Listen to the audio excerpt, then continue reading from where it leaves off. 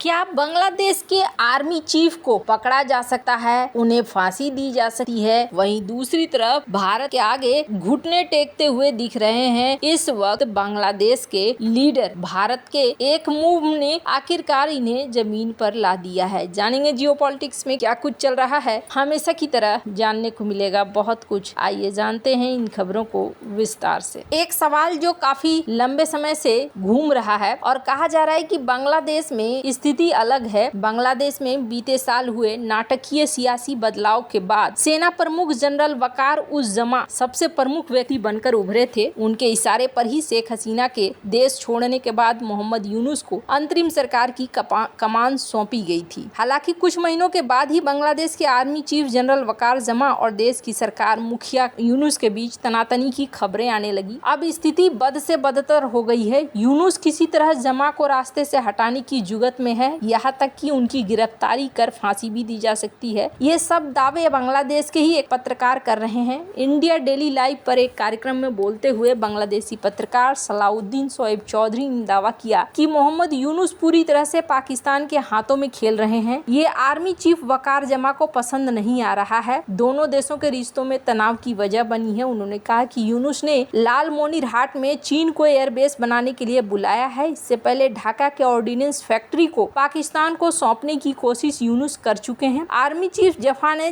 दखल देकर उस डील को रोका है। और चौधरी ने आगे कहा कि यूनुस लगातार सेना प्रमुख जमा के करीबियों पर शिकंजा कस रहे हैं ताकि उनको कमजोर कर सके। यूनुस ने कई सीनियर अफसरों का हाउस अरेस्ट करा दिया है और उन पर मुकदमे कर दिए गए हैं। इसके बीच मोहम्मद यूनुस ने खलीलुर रहमान को नेशनल सिक्योरिटी एडवाइजर बना दिया है। ये आर्मी चीफ वकार जमा के खिलाफ साफ तौर पर साजिश का हिस्सा है। मैं कह सकता हूँ कि आने वाले वक्त में जमा को गिरफ्तार कर जेल भेजने और मुकदमा चलाकर उनको फांसी देने की है, इसकी बड़ी साजिश चल रही है। शोएब चौधरी ने इस दौरान ये भी कहा कि बंगाली कभी भी पाकिस्तानी को पसंद नहीं करता है। बंगाली तो पाकिस्तानी फौज और सरकार को अपने दुश्मन की तरह देखता है। यूनुस बंगाली ही नहीं है, इसलिए ये पाकिस्तान की गोद में बैठे हैं। यूनुस को ये समझ लेना चाहिए कि अगर किसी बाहरी ताकत के इशारे पर उन्होंने बांग्लादेश की आर्मी और जनता के खिलाफ लड़ाई छेड़ने की कोशिश की तो उनका अंजाम बहुत बुरा होगा। चौधरी ने कहा कि यूनुस को सत्ता तक पहुंचाने के पीछे पाकिस्तान और अमेरिका ही है। इन बाहरी ताकतों का मकसद बांग्लादेश को अस्थिर करना है। ये पूरी साजिश बांग्लादेश को लूटने के लिए रची जा रही है। इनका काम आसान हो गया है क्योंकि शेख हसीना फिलहाल अंडरग्राउंड है। इसके बावजूद यूनुस के दिल में शेख हसीना का डर है कि वो लौटी तो जनता सड़कों पर उतरकर उसका स्वागत करेगी। चौधरी ने कहा कि शेख हसीना ने हमेशा से भारत के साथ अच्छा रिश्ता रखा है, उनको इसका फायदा भी हुआ है। बांग्लादेश की तरक्की की रफ्तार भी तेज हुई है। दूसरी ओर पाकिस्तान से हाथ मिलाने वाले नेता देश को बर्बाद करने की ही तरफ ले गए हैं। आज भी यही काम कर रहे हैं, लेकिन आम बंगालियों की दोस्ती भारतीयों से कभी नहीं टूट सकती है। वैसे आपको बता दूं, ये सारी बातें इसलिए भी कही जा रही है क्योंकि एक तरफ रूस पहुंचे हैं आर्मी चीफ और दूसरी तरफ बांग्लादेश के अंदर 6 कथित तौर पर अधिकारियों को हाउस अरेस्ट कर लिया गया है। वहीं दूसरी तरफ बांग्लादेश के एक प्रमुख व्यापारी नेता ने भारत से बांग्लादेश के निर्यात कार्गो के लिए ट्रांसशिपमेंट सुविधा पर लगाए गए प्रतिबंधों को हटाने का आग्रह किया है। स्क्रीन पर इस वीडियो को देख सकते हैं।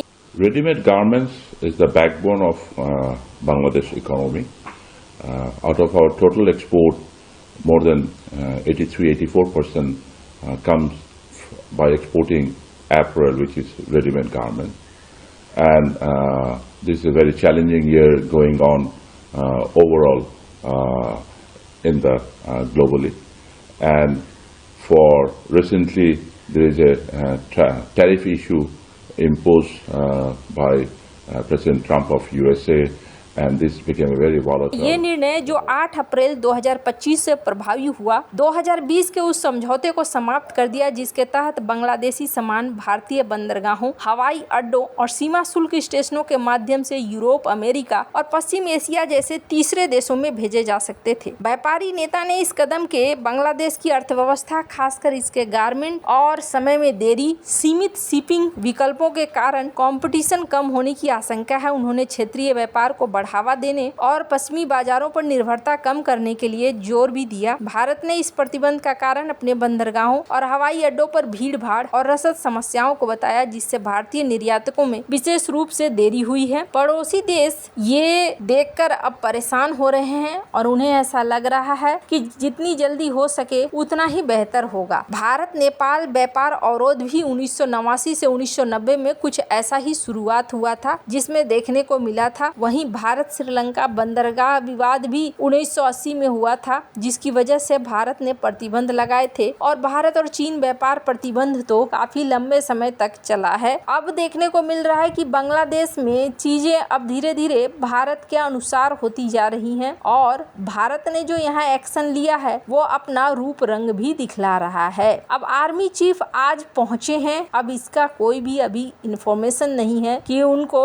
अरेस्ट किया गया है नहीं किया गया है। कहा जा रहा है कि यहाँ पर अमेरिकी प्रतिनिधि मंडल भी आने वाला है और अमेरिकी प्रतिनिधि मंडल यहाँ मुलाकात करेगा वकार के साथ और उसके बाद फिर निर्णय होगा कि यहाँ पर आगे क्या सीन बनता है। बांग्लादेश की स्थिति कुछ ऐसी हो गई है कि अब ये देश स्थिर हो पाएगा इसके चांस बहुत कम नजर आ रहे हैं। जिस तरीके से यूनुस फैसला ले रहे हैं, यूनुस का एक भी फैसला ऐसा नहीं लगता है कि वो अपने देश के लिए अच्छा सोच रहे हैं। कहीं से भी वो चीज नहीं दिखती है। जिस तरीके से वो चाइना के साथ अपनी दोस्ती को बढ़ा रहे हैं, ये चीजें कहीं भी नहीं दिखती है। अब यहाँ आगे बहुत सारे घटनाक्रम माना जा रहा है कि हो सकते हैं। फिलहाल के लिए भारत 23 करोड़ का झटका रोज का दे रहा है। आप ऐसे समझ लीजिए कि भारत के रास्तों का इस्तेमाल करके ये 36 देशों को अपना सामान बेचा करते थे, तो अब इनके लिए मुश्किल और भी ज्यादा बढ़ा दी है भारत ने। इस ट्रांसशिपमेंट को रोकते ही भारत ने यहाँ पर बहुत बड़ी चीज एक्टिव कर दी है। अब जहाँ तक बात है बांग्लादेश की, तो बांग्लादेश के लीडर भारत के लिए अक्सर इस बात को कह रहे हैं कि भारत के लिए ऐसे बयान दे रहे हैं जो बयान बिल्कुल भी ठीक नहीं है और वो भारत के नॉर्थ ईस्ट सेक्टर के लिए एक बड़े